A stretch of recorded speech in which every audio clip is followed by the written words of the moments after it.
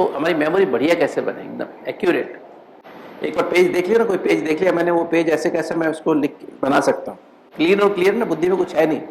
अगर मेरी बुद्धि में अहम भाव होता है ना, अहंकार होगा ना, या मैं सेंसिटिव हूँ, अभिमान वाले को अपमान की फीलिंग जरूर आएगी। अभिमान वाले जिसको ईगो है ना, थोड़ी सी अहम भाव, मैं ऐसा हूँ, मैं ऐसी हूँ, मैं तो बहुत बड़ी हूँ, मैं बहुत समझदार हूँ, मैं ऐसे कर सकती हूँ, मैं ही कर सकती हूँ, मैं ही कर सकता हूँ, तो क्या होगा, आपकी मेमोरी, आपके विचार बहुत तेज चलेंगे। विचार बहुत तेज चलेंगे तो क्या होगा, अच्छा अभिमान की, किसी ने थोड़ा सा भी आपकी ईगो हर्ट कर दे, अपमान की फीलिंग, तुरंत अपमान आ जाएगा। अपमान माना, मेरे को ऐसा बोला, मेरे को क्या समझते हैं अपने आप को, मेरे को ऐसा बोल दे, मेरे को ऐसा बोल दे, तो अपमान की फीलिंग आएगी तो फिर क्या होगा, बंदे से रोना आएगा दिल में ना। फिर अपने आप ही मेमोरी सेल्स मरने लगती हैं, टॉक्सिन्स बन गए ना बहुत सारे अंदर, मेमोरी सेल्स होते मरने लग जाते हैं, दे स्टार्ट डाइंग। मरनी शुरू हो गई तो बस फिर क्या होगा, मेमोरी सेल्स ही मर गई, फिर क्या करोगे, मेमोरी कहाँ से आएगी। इससे जल्दी, चिंता, गुस्सा, उदासी, जो भी सब है, सब मेमोरी को खत्म करने की चीजें हैं। मेमोरी कैसे ठीक आएगी, जब हम, शिव बाबा करण करावनहार है और हम उसके बच्चे हैं, करणहार भी हुए, करावनहार भी हुई है। चढ़ा अभी इतना मीठा बोलना चाहिए आपस में एक दूसरे के साथ, इतना मीठा व्यवहार होना चाहिए सबसे। किसी को भी जरा भी हर्ट किया ना मैंने, किसी के संकल्प भी चले मेरे कारण आपके संकल्प चला, कोई विचार चला, ये ऐसा क्यों नहीं हुआ, इन्होंने ऐसा क्यों बोल दिया, ऐसा क्यों हो गया, तो भी क्या होगा, पाप हो गया। मेरी ब्रेन में क्या हो गया, टॉक्सिन ज़्यादा बन गए, रिएक्शन ज़्यादा हो गया, तो किसी की बद्दुआ लगी ना मुझे। पानी जैसे बहना है, वो पानी क्या होता है, सड़ जाता है ना, बहते रहो तो सड़ता नहीं है, किसी चीज़ में रुकता नहीं है पानी।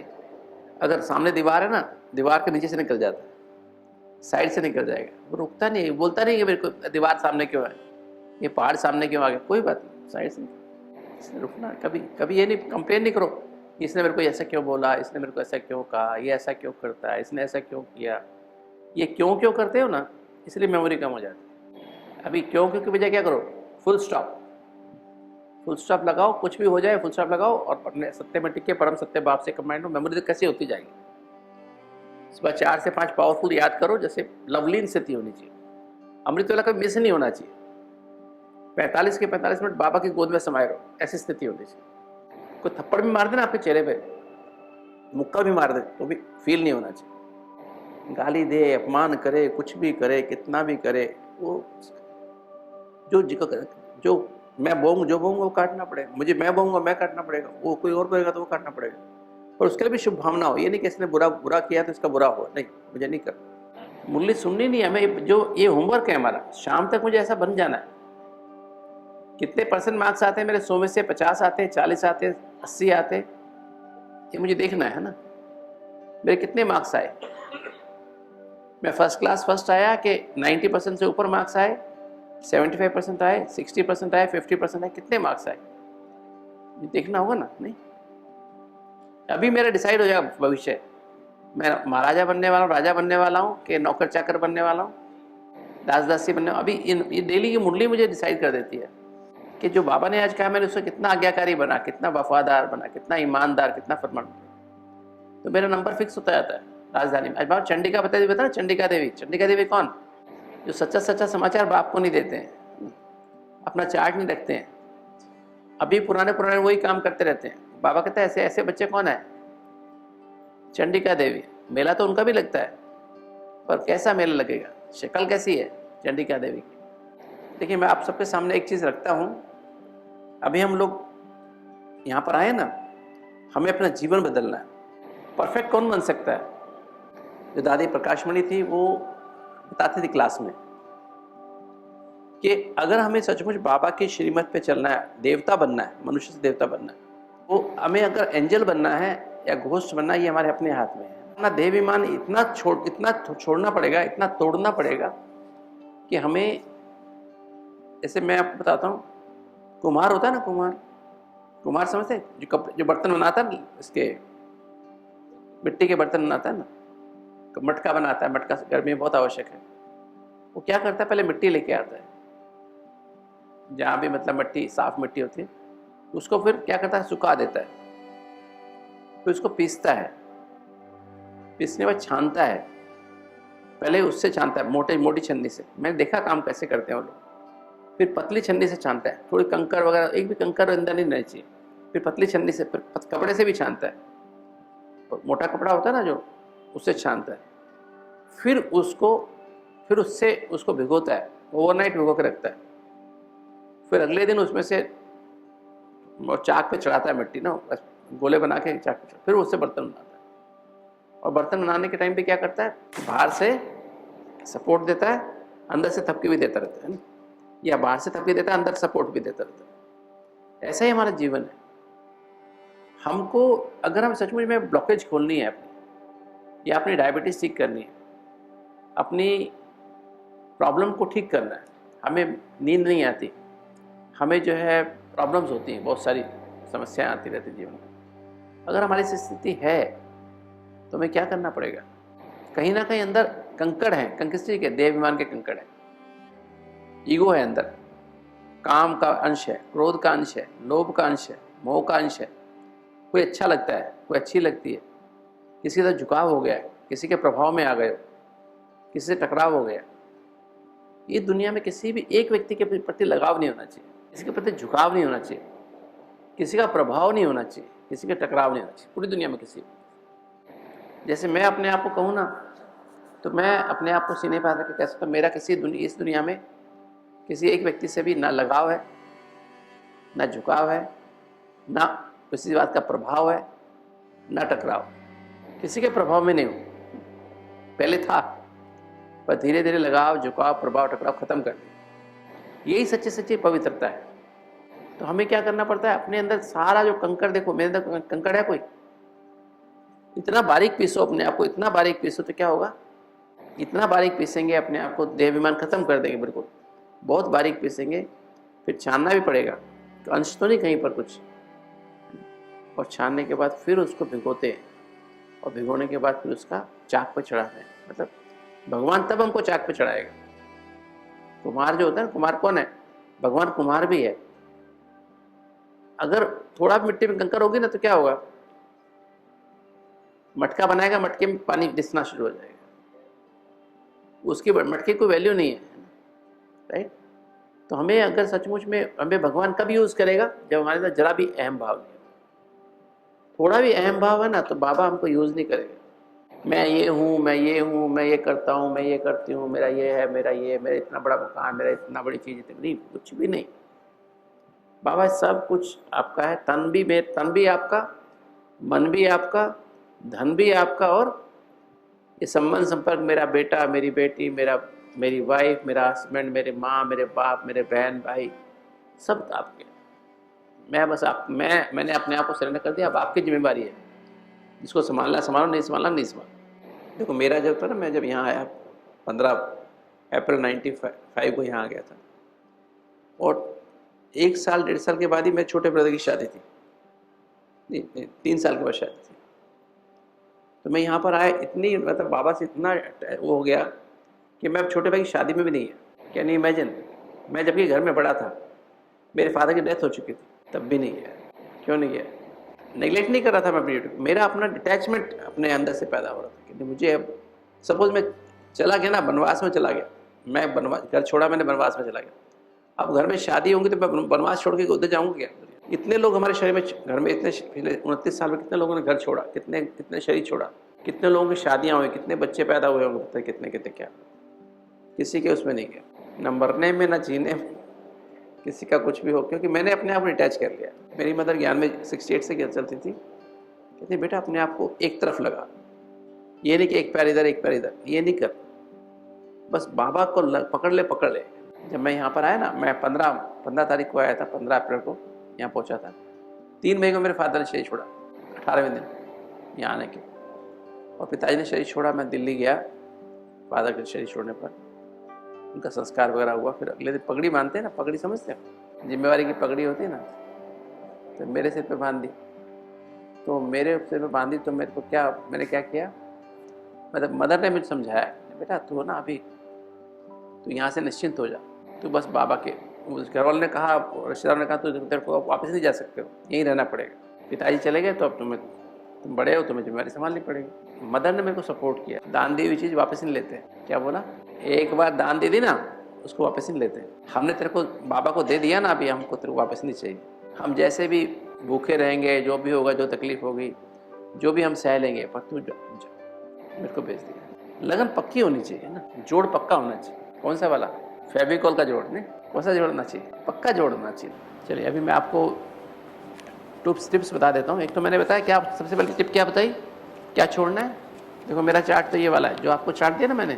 देखो मेरा 17 तारीख तक भरा हुआ है, 17 तारीख इधर भी भरा हुआ है, इधर भी 17 तारीख तक भरा हुआ है। कल रात तक भरा हुआ है ना, आज 18 तारीख है, तो 18 का फिर मैं आज रात को भरूँगा। कि आज भी मुरली बाबा का जो करेगा वो पाएगा, जैसा करेगा वैसा पाएगा।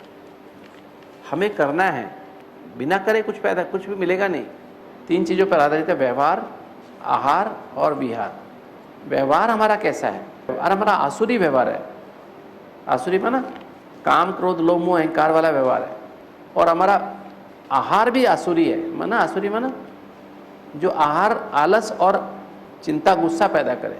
और विहार भी आसुरी है। आसुरी माना आसुरी व्यवहार वाला कैसे? विहार वाला क्या करता है? एक तो उसका घर जो ना मतलब सब जगह से ढका होगा, वो फ्रेश हवा में नहीं रहेगा, वो आलसी होगा तो सोता रहेगा, सोएगा और खाएगा, सोएगा और खाएगा। बिहार में 4 चीज़ें आती हैं। एक तो हमारा जहाँ हम रहते हैं वायुमंडल कैसा है, दूसरा उसमें वो रोज़ सैर करता है कि नहीं करता है, तीसरा उसकी नींद कैसी है, चौथा उसको कोई एडिक्शन तो नहीं है। 4 बातें थी बिहार में। कौन कौन सी? पहला वायुमंडल, क्या हमारा घर ऐसा है जिसमें फ्रेश हवा आती है कि नहीं आती, क्रॉस वेंटिलेशन है कि नहीं है। क्रॉस वेंटिलेशन होना बहुत ज़रूरी है। एसी भी लगा हो तो भी आपको क्रॉस वेंटिलेशन चाहिए। एक दरवाजे से हवा आए, एक दरवाजे से जाए, है ना। खिड़की खुली हो, बाकी भले दरवाजा बंद कर दो, किंतु इतना रास्ता तो हो कि फ्रेश हवा अंदर आ सके और फ्रेश बाहर भी जा सके। खाली अंदर नहीं आए, बाहर भी जाने का रास्ता होना चाहिए, क्योंकि उसी रास्ते से हवा जाती आती नहीं है, अंदर जाती है और आती है अलग अलग रास्ते से, है ना। एक रास्ते से नहीं कि हवा उधर से जा भी रही आ भी रही, ऐसा नहीं होता है ना। हवा हमेशा एक रास्ते से जाती है, एक रास्ते से बाहर जाती है, depending on the flow, nature of flow, किस डायरेक्शन फ्लो है। पहला वह है व्यवहार। तो व्यवहार मेरा देवताई व्यवहार है। और फिर आहार भी मेरा कैसा होना चाहिए? सतोगुणी आहार होना चाहिए। और व्यवहार में ना हमारा जो रहन सहन है ना, उसमें ऑक्सीजन से भरपूर होना चाहिए। और दूसरा हमारा जो सैर डेली होनी चाहिए, नियम से सैर होनी चाहिए। जैसे मैंने बताया आपकी हमारी बॉडी में कितनी हज़ार रिएक्शन हो रही है एक सेकेंड में, एक सेल में 1 लाख। और जल्दी चिंता गुस्सा में 1,20,000, 40,000, 60,000, 80,000 टॉक्सिन से भरी रहती है हमारी सेल्स, इसलिए मरती हैं। इसलिए सब बीमारी कारण वही है। सैर करनी बहुत ज़रूरी है। नियम बना लो, बिना सैर के नाश्ता नहीं होना चाहिए। हाँ, सोल कॉन्शियस होके मेडिटेटिव वॉक है। और एक्सरसाइज भी करनी ज़रूरी है। 4-5 दिन क्यों कराई हमने? ताकि आपको याद हो जाए। और बड़ी सिंपल बात थी, कराने को मुश्किल तो नहीं थी ना, तो आपको याद हो जानी चाहिए ना। ठीक है, तो ये हमारी व्यवहार, आहार और विहार। तो बिहार में 4 बातें कौन कौन सी? पहले तो हमारा वायुमंडल कैसा है, दूसरा हमारी सैर कैसे, नींद कैसी है। नींद हमारी सेहत से कैसी होनी चाहिए? सात्विक नींद होनी चाहिए। सोने के पहले लेटर लिखो, पहले एक बाबा के नाम लेटर लिखो, चार्ट भरो। और चार्ट भी आगे पीछे दोनों तरफ भरना होता है। एक चार्ट है दिनचर्या का चार्ट, 100 नंबर का चार्ट है। हमारी दिनचर्या में 100 नंबर है। और दूसरा चार्ट है घंटे घंटे याद का चार्ट। 1 घंटे में कितने मिनट मेरी याद रही, याद रहा मैं आत्मा परमात्मा की संतान हूँ। हमने सोल कॉन्शियस में मैंने कर्म किया, ये अभ्यास कितनी देर किया? 1 घंटे में कितने minute? 10 minute, 5 minute, 15 minute, 20 minute, आधा घंटा, 40 मिनट, 45 मिनट। कितने मिनट मेरे को याद रहे कि मैं आत्मा हूँ, मैं हूँ तो आत्मा 24 घंटा। कि तो मेरे को इसका टेंशन रहा, इसके लिए बहुत प्रैक्टिस करनी पड़ती है। चलते फिरते उठते बैठते सोल कॉन्शियस रहें, इसी को अंतर्मुखता कहते हैं। कल भी मैंने बताया, सचमुच में अपने ब्लॉकेज खोलने हैं, सचमुच में अपनी डायबिटीज ठीक करनी है, तो अंतर्मुखी बनना पड़ेगा। अपने अंदर से काम, क्रोध, लोभ, मोह, अहंकार, चिंता, भय, जल्दीबाजी, ईर्ष्या, द्वेष, आंख दिखाना, किसी को ऑर्डर करना, ऑर्डर करने की आदत नहीं होनी चाहिए। किसी को भी मैं ऑर्डर करता हूँ तो क्या मतलब है? मैं उसको हट करता हूँ। इसे नॉर्मली मैं किसी को ऑर्डर नहीं करता हूँ, रिक्वेस्ट करता हूँ। आपने देखा मैं किसी को ऑर्डर करता हूँ क्या? ऑर्डर नहीं, ऑर्डर तो सिर्फ शिव बाबा का है। फरमान सिर्फ एक शिव बाबा देता है ना। आज्ञा सिर्फ शिव बाबा देते हैं। ना मैं आज्ञा दे सकता हूँ, ना फरमान दे सकता हूँ, ना मैं आज्ञा और फरमान नहीं दे सकता हूँ, वो बाबा देता है। मैं उस पर चल के अपने जीवन को बहुत ही विद इन मर्यादाओं के अंदर चलाता हूँ, ठीक है। ये हमें देखना चाहिए, क्योंकि मैं थोड़ा भी मर्यादा के बाजू उसके संकल्प चलेंगे, इसने ऐसा क्यों किया, इसने क्यों ऐसा क्यों किया।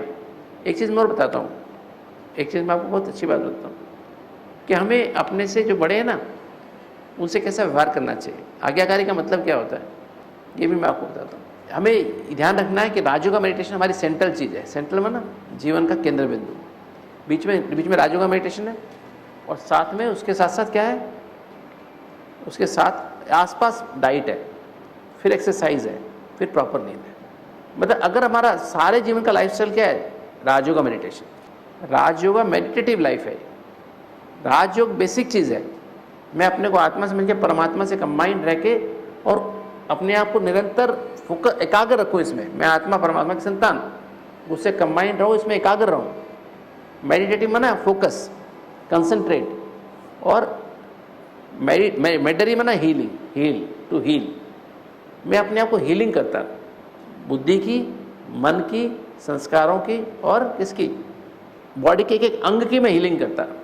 जो भी मुझे पता, सबको पता अपना अपना कौन कौन सा अंग कमज़ोर है, मेरा कौन से शरीर में प्रॉब्लम, कहाँ प्रॉब्लम है, मेरे लीवर में प्रॉब्लम है, तिल्ली में प्रॉब्लम है, मेरे घुटने में प्रॉब्लम है, मेरे एसिडिटी बनती है, पेट में गैस बनती है, हर एक को पता है कहाँ कहाँ प्रॉब्लम है। दिमाग में किसी को बहुत विचार चलते हैं, तेज तेज विचार चलते हैं, कंट्रोल ही नहीं होते, तो कहाँ पे मेरी समस्या है मुझे सबको पता है। उस समस्या को ख़त्म करने के लिए मुझे क्या है, अपने आप को हील करते रहे, निरंतर अपने को आत्मा समझ के परमात्मा से कंबाइंड होके और इसी में एकाग्र होके अपनी हर बीमारी को हील कैसे करना है। मैं आत्मा परमात्मा से कंबाइंड होकर अपने आप को हील कर सकती हूँ, बुद्धि को भी हील कर सकती हूँ, मन को भी और संस्कारों को हील कर सकती हूँ। तो ये मैं ध्यान रखना है पक्का, लगातार मुझे हीलिंग करनी है, लगातार हीलिंग करनी है। अब दिनचर्या के ऊपर आ जाते हैं, क्योंकि ये प्रोग्राम हमने का व्यवहार बदलना चाहिए, और कोई दिनचर्या में अपने आप को डालेंगे तो हमारा व्यवहार बदलेगा। दर्पण में चेहरा देखते नहीं देखते, कितनी बार दर्पण में देखते हैं चेहरा, कहीं बाहर जाएंगे क्या करेंगे, दर्पण में देख के आते हैं ना, बाल ठीक है, चेहरा कुछ लगा तो नहीं हुआ, कहीं भी जाएंगे दर्पण में जरूर देखते हैं, नहीं देखते। तो ये चार्ट हमारा दर्पण है, इससे पता लगता है। तो मेरे को याद है, चार्ट मैंने कब रखना शुरू किया, फरवरी 98 में, पहला प्रोग्राम के टाइम बाबा का मैसेज आया था, बच्चे जो तुम दूसरों को कहते हो पहले खुद करना। मैंने 1 फरवरी 98 से शुरू किया था, प्रोग्राम 27 फरवरी से शुरू हुआ था। मैंने 1 फरवरी से अपना ये चार्ट रखना शुरू किया, और तब से लेकर अब तक मैंने लगातार भरा, लगातार एक दिन में मिस नहीं किया है। इस बीच में मेरे को बुखार भी आया होगा, कभी बीमार भी हुआ हूँ, मैं देश में भी गया, विदेश में भी गया हूँ, कभी प्लेन में हूँ, कभी ट्रेन में हूँ ना, किंतु मेरा चार्ट कभी मिस नहीं हुआ। ये चार्ट ही मेरा दर्पण है। आप कभी भी देखोगे मेरी चार्ट जेब में मिलेगा, मुरली हमेशा जेब में मिलेगी। कभी भी देखो, कभी भी मेरे को मिलो ना, कभी भी कहीं पर भी, तो मुरली मेरी जेब में मिलेगी, पक्की बात है। और कुछ ना हो, एक पैसा भी जेब में ना हो, फर्क नहीं पड़ता है, मुरली जेब में जरूर होगी। चार्ट और मुरली ये जेब में हमेशा रहती है, विदाउट फेल। और साथ साथ क्या रहता है, मैंने बताया था, एक सफ़ेद कागज़ है, ये सफ़ेद कागज़ है, इसमें ये साथ में जरूर रहता है। तो मैं ऐसे रखता हूँ। सफ़ेद कागज़ में क्या होता है, देखो मैं क्या मेरे सफ़ेद कागज़ में क्या है, कुछ तो मेरा दादी से मिला हुआ वरदान है ना, कुछ मेरे कार्ड होते हैं, 2-4 कार्ड होते हैं ना। अचानक कुछ काम पड़ जाए तो 500 रुपये रखे, देखो ये एक 500 रुपये का नोट रखा ना, एक शायद अंदर 200 रुपये का नोट भी है, 200 का भी नोट है, एक 50 का भी नोट है। देखो 750 रुपये मेरी जेब में है ना, कितने, 750 रुपये, एक 50 का, एक 200 का, एक 500 का ना। अचानक कहीं पे कुछ आवश्यकता पड़ जाए, किसी को देना पड़े, कुछ करना पड़े, तो किसी से मांगना ना पड़े, ये 750 रुपये से इसे ये मेरा बटुआ भी है। बटुआ समझते हैं, ये मेरा बटुआ, एक कागज़ है, ये सिंपल कागज़, देखो कैसा है, देखो कैसा है, एक A4 साइज़ का पेपर है।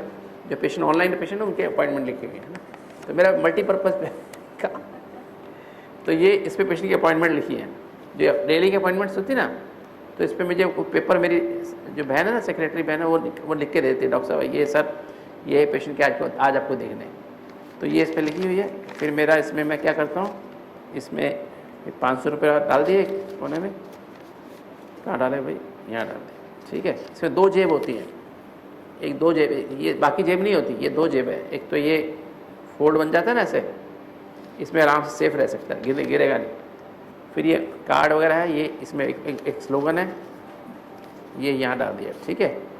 फिर दांत साफ करने के लिए होती है ना, ये क्या बोलते हैं इसको, फ्लॉस, दांत में कुछ फंस जाए, मसूड़ों के बीच में फंस जाए, ये होता है, ठीक है। ये मेरी जेब में रहता है हमेशा ना। कभी भी मेरे को कहीं पे दांत साफ़ करना पड़े ना, अचानक कुछ दांत में फंस गया, कुछ खाया तो साफ़ कर लेता हूँ, फिर धो के रख देता हूँ। ठीक है, ये हो गया, ये मेरी जेब हो गई तैयार, है ना। और इसमें संडे की मुरली भी रहते हैं, देखो संडे की मुरली है, देखो संडे की मुरली मैं 7 दिन जेब में रखता हूँ, और बाकी मुरली रोज़ की मुरली रोज़ में जेब में। तो संडे की मुरली में 7 दिन पढ़ता रहता हूँ, 7 दिन उसका अध्ययन करता हूँ। और संडे की मुरली तो मतलब रोज़ की मुरली रोज़, तो संडे की मुरली मेरे को पूरा हफ्ता मैं उस पर पुरुषार्थ करूँगा, और संडे की और रोज़ की मुरली रोज़। जैसे मुझे मौका मिलता है, ये मुरली पता क्या है, शिव बाबा कौन है, हम आत्माओं का, आज की मुरली थी रूहानी आशिक, आशिक और माशूक। शिव बाबा माशूक है, मैं आत्मा उसकी आशिक हूँ, जन्म जन्मांतर की आशिक हूँ। आधा कल्प याद किया ना बाबा को, इतने कहाँ गए, कौन से मंदिर में गए, कौन से 4 धाम की यात्रा की, कहाँ नहीं गए। परमात्मा आशिक है उसकी, है ना। परमात्मा कोई ब्रह्मा बाबा की बात नहीं है, शिव बाबा की बात है। परमात्मा उसकी आशिक है, बाबा आया है ना? तो हमारा आशिक माशिक वाला प्यार है। तो शिव बाबा का लेटर, एक लव लेटर रोज़ मेरे को आता है। देखो ये पहले हमको मिलता नहीं था, कुछ सालों से मिलना शुरू हुआ है। पहले हमको ये मुरली मिलती नहीं थी, तो किंतु अभी मिलनी शुरू हुई है कुछ सालों से। तब से तो मुरली जेब में रहती। पहले क्या करता था मैं, मुरली नहीं मिलती थी, हम लोग क्या करते थे, एक A4 साइज़ के इतना पेपर, 1/4 पेपर है ना, उसको लेते थे, उस पर मीठे बच्चे, क्वेश्चन आंसर का सार, फिर उसका गीत कौन सा बजता था वो, और थोड़ी सी मुरली के 3-4 पॉइंट, फिर धारणा के लिए मुख्य सार, वरदान, स्लोगन। यह व्यक्ति शर्त अभी शुरू है, तो हम लिखते, वो कागज़ पे लिख के मैं जेब में रख दूँ, और फिर दिन में जब मौका मिलेगा तब मैं निकाल लेता हूँ। तो ये बाबा का लव लेटर है ना। क्या है ये बाबा का, मुझे आत्मा के लव लेटर है। वो मेरा साजन है, मैं उसकी सजनी हूँ। वो मेरा प्रेमी है, मैं उसकी प्रेमिका हूँ। किसी ने किसी से प्यार किया नहीं किया, जब प्यार जिससे होता है ना, उसकी बात को, जब लव लेटर होता है ना, बड़ा संभाल के रखते हैं, खो नहीं जाए, छुपा के भी रखते हैं। और कब पढ़ते हैं, अकेले में, जब देखते हैं आसपास कोई नहीं ना, तो यूँ देखो हाथ में ऐसे निकाल के ना यूँ छुपा लेते हैं। देखो दिखाई नहीं देता कि क्या दिया मेरे हाथ में, यूँ पढ़ते हैं, और पढ़ के फिर मुस्कुराते हैं। क्योंकि बाकी लोग तो बोलते हैं तू बेवकूफ़ आदमी है, तू गधा है, तू ऐसा है, तू वैसा है ना, किसी काम का नहीं है, ना शक्ल है ना अकल है ना, ऐसे बोलते हैं। वो बोलता है तुम तो बहुत सुंदर हो, तुम्हारे जैसे सुंदर कोई है ही नहीं, तुम तो नैरों के नूर हो मेरे, तुम मेरे मस्तक की मणि हो, तुम्हें तो मैं ऐसा चांद तारों के बीच में रखूँगा, एक महल बनाऊँगा तुम्हारे लिए, सोने का महल बनाऊँगा, जवाहरात उसमें लगे होंगे, तुम्हारे पास इतना बड़ा गार्डन होगा, तुम्हारे लिए इतना बड़ा गार्डन बनाऊँगा, इतने बड़े बड़े पेड़ होंगे, इतने बड़े उसके फल होंगे, तुम्हें मेहनत ना करनी पड़े, हाथ से ऐसे तोड़ के खा लो, धोने की भी आवश्यकता नहीं पड़ेगी। मेरा जो माशूक है ना, बहुत बढ़िया है। वो लिखता है, ऐसे लेटर लिखता है, तुम सबसे सुंदर हो, मैं तुम्हें लाखों में से चुना एक। वो कहता है करोड़ों में से एक चुना है, मेरे को पसंद नहीं आई, तुम्हें पसंद आई। वो ये था, चांद सी महबूबा हो मेरी तुम, है ना, चांद सी महबूबा हो मेरी मेरी मेरी कब, ऐसा मैंने सोचा था, न कसमें न रस्में, ये सूरत भोली वाली है ना। तो हमारा कैसे है हम लोग, बाबा मुझे ऐसे ऐसे गाने सुनाता है ना, कि बाबा तो महबूब है, हम कौन है उसकी, मैं कौन हूँ उसकी महबूबा, है नहीं। तो गाना गाता है बाबा मेरे लिए, चांद सी महबूबा मेरी हो, ऐसा मैंने सोचा था, तुम वैसे ही हो जैसा मैंने सोचा था, है ना। बाबा मेरे को ऐसे ही बोलता है, हाँ तो बिल्कुल वैसे ही है, आत्मा को बोलता है तो वैसे ही है, बिल्कुल जैसा मैंने सोचा था, एक्यूरेट वैसे ही है ना। आज्ञाकारी है, वफादार है, ईमानदार है, जी कुछ भी गलती होती है तो बता देता है, मैं छुपाता नहीं हूँ, कुछ भी गलती हो बाबा को बता देता हूँ, बाबा मेरे से आज ये गलती हुई, आज बाबा मैंने इससे उसको गलत बोला, उसको मैंने गलत देखा, उसको मैंने आँख दिखाई, है ना। चश्मा कैसे हटा मेरा पता है आपको, पहले मैं लोगों को आँख दिखा देता था, फिर मैंने कहा मैं आँख क्यों दिखाता हूँ, मैं कोई डायरेक्टर हूँ क्या, ड्रामा का प्रोड्यूसर हूँ क्या। हर आत्मा अपना अपना काम करे, जो कोई भी हो, मेरा ऑफिस में हो, मेरा हॉस्पिटल में हो, घर में कोई भी हो, मेरा बेटा हो, बेटी, कोई भी हो, फॉर दैट मैटर, मैं आँख दिखाने का मुझे क्या हक है, ना मैं प्रोड्यूसर हूँ, ना डायरेक्टर हूँ, ना कुछ भी तो नहीं हूँ मैं। तो ये जो है अपने अंदर से जब ऐसा करते तो इसलिए प्यार, उसके एक बात पे प्यार आता है। मुझे बाबा से इतना प्यार आता है, मुरली पढ़ रहा होता ना रात को सोने के पहले, इतना प्यार आता है कि बाबा कोई फिजिकल होता है उसको पकड़ लेता, फिजिकल नहीं है बाबा ना, तो इतना उससे इतना उसको आता है, इतना फीलिंग आती है कि बाबा के साथ, कि बाबा आप मुझे मिले हो, इस मुरली को जीव ना ले, उसको समझ लो कि उसका कल्याण हो गया, उसकी डायबिटीज़ भी ठीक हो गई, उसको हार्ट की बीमारी भी ठीक हो गई, उसकी एसिडिटी भी ठीक हो गई, उसके घुटने भी ठीक हो गए, कमर भी ठीक हो गई, सिर दर्द भी नहीं होगा, माइग्रेन भी नहीं आएगा, नींद भी अच्छी आएगी, हर चीज़ ठीक हो जाएगी। जिसने मुरली को जीवन बना लिया। बाबा तो ऊपर परम धाम में है, कि तो साकार में इसका लव लेटर होता है ना, क्या होता है, वो लव लेटर को देख के उसकी याद आ जाती है। वो लेटर में वही दिखाया था। मैं तो कई बार कहता हूँ ये बाबा यही बाबा है। हाँ, मैं अमृत वाला करता था ना पहले, घर वाले मना करते थे 4 बजे उठने के लिए, क्योंकि मेरे को रात को 11 बजे घर आता था मैं हॉस्पिटल से। सारा दिन भी लगातार 1 मिनट भी रेस्ट नहीं मिलता था, इसलिए मुझे कहते थे घर वाले, हालांकि मेरे घर में 11 बजे चलते थे, तो भी कहते बेटा तू 6 बजे उससे पहले मत उठा कर, तो सारा दिन काम करना पड़ता, थक जाता, बीमार हो जाएगा, तू मत उठा कर। तो मैं क्या करता था, 4 बजे अगर ड्राइंग रूम में जाके बैठूँ तो घर में फिर अचानक कोई उठेगा ना कि तुम फिर बैठ गए, अंधेरे बैठ के योग करता था, तो भी मेरे को बैठने नहीं देते थे, तो सो जा, चल जाके सो जा। फिर मेरे को क्या करता था, मैं कहता था बाथरूम में चला जाता था, बाथरूम में बैठ के अमृत वेला करता था। मैं कहा बाथरूम में कौन आएगा, बाथरूम में तो थे कि ठीक है, बाथरूम में गया, दरवाजा बंद, अंदर से लाइट जली हुई है, तो बाथरूम में कोई नहीं आएगा। मैं बाथरूम में बैठ के अमृत वेला करता था। तो करना है ना, मतलब। और मैं आपको यहाँ भी बता देता हूँ योग की विधि, देखो सारी बात है योग की विधि। मेरे को जब मैं 86 में ज्ञान में आया, हम लोग फिल्म देखने जा रहे थे, रास्ते में सेंटर था ब्रह्मा कुमारी का, वहाँ लिखा था गेटवे टू हेवन। वो हम लोग उसको देख के गए और अंदर चले गए, तब से अंदर ही है, बाहर ही नहीं है। अंदर गए तो गए, चलो वो तो हो गया, ज्ञान में आ गए। और फिर उसके बाद क्या हुआ, 86 में आए और मैं 95 में, मुझे 27 फरवरी 95 को विजन हुई। विजन माना ये, क्योंकि मुझे रहता था हार्ट की, मैंने एंजियोप्लास्टी करके बेचते हैं, बाईपास करके बेचते हैं, फिर बंद हो जाते, 6 महीने बंद हो जाते हैं। लोग अपनी ज़मीन बेच के, मकान बेच के एंजियोप्लास्टी कराते हैं, स्टेंट लगवाते हैं। लोग अपनी ज़मीन, अपने पत्नी के गहने बेच देते हैं। तब तो आयुष्मान योजना नहीं थी, तब तो पैसे भी ज़्यादा लोगों के पास नहीं होते थे, तो लोग कैसे को, फिर हम जब दोबारा से उसकी एंजियोग्राफी करते, दोबारा हार्ट अटैक आता, दोबारा हम उसकी एंजियोग्राफी करते तो वो स्टेंट बंद हो जाता था, 2-4 नए ब्लॉक आ जाते थे। फिर हम कहते हैं अभी आप बाईपास करा लो, 2 स्टेंट और लगवा लो। कहता डॉक्टर साहब अभी पिछली जो एंजियोप्लास्टी हुई ना, मेरा स्टेंट लगा था, घर बेच के एंजियोप्लास्टी हुई, अभी मैं क्या बेचूं, पत्नी गहने भी बिक गए, घर भी बिक गया, अब 2 बच्चे हैं, मैं हूँ 35 साल की मेरी उम्र है, मैं भी क्या बेचूं। तब मुझे बहुत फील होता था। तो फिर मैं पढ़ता रहता था, मैं बहुत पढ़ाकू होते ना, पढ़ाकू, किताबी कीड़ा कहते हैं इसको, है ना। मैं बहुत पढ़ता था, सारी किताबें अंदर से ऐसे भरी रहती थी, किताब सारी, पेज नंबर भी याद होते थे मेरे को, कौन सी चीज़ कहाँ लिखी हुई है। तो मेरे को सब मैंने पढ़ता रहता, कहाँ से कहाँ, कोई तो कारण पता लगे, कोई तो जर्नल में पता लगे, नहीं कुछ नहीं पता लगा। मतलब डिटेल नहीं लिखी होती थी कि बीमारी होती क्यों है, हार्ट अटैक होता क्यों है, डायबिटीज़ होती क्यों है। आफ्टर ठीक है, जीन है, पर सबको तो नहीं होती, सबको जीन है, उसको सबको डायबिटीज़ तो नहीं होती। तो वो मुझे इस कारण जानने थे।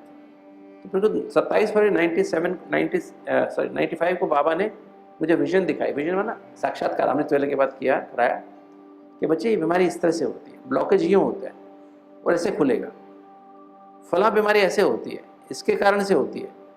ये जो बातें मैं सुनाता हूँ ना आपको, सब मेरी वहाँ की बातें। तो तब मैंने एक वो बनाया, रिसर्च, वो क्या नाम, लोगों को बताने के लिए एक स्लाइड का सेट बनाया कि स्ट्रेस से हार्ट डिजीज़ कैसे होती है। कहीं पे मैं भाषण करने गया, डॉक्टर्स की गैदरिंग में, IMA की गैदरिंग थी, इंडियन मेडिकल एसोसिएशन की। ऐसे हार्ट अटैक आते हैं, जो जल्दी करते हैं, चिंता करते हैं, गुस्सा करते हैं, अपने मन की बातें शेयर नहीं करते, ज़्यादा हार्ट अटैक आते हैं। जो ऐसे में कम होता है, जल्दी चिंता गुस्सा, उन कम हार्ट अटैक आते हैं। तो मैंने देखा मेडिटेशन से जीवन बदलती है। राजयोग मेडिटेशन, मेरा आना जाना था बाबा के घर में, तो मैं आता रहता था।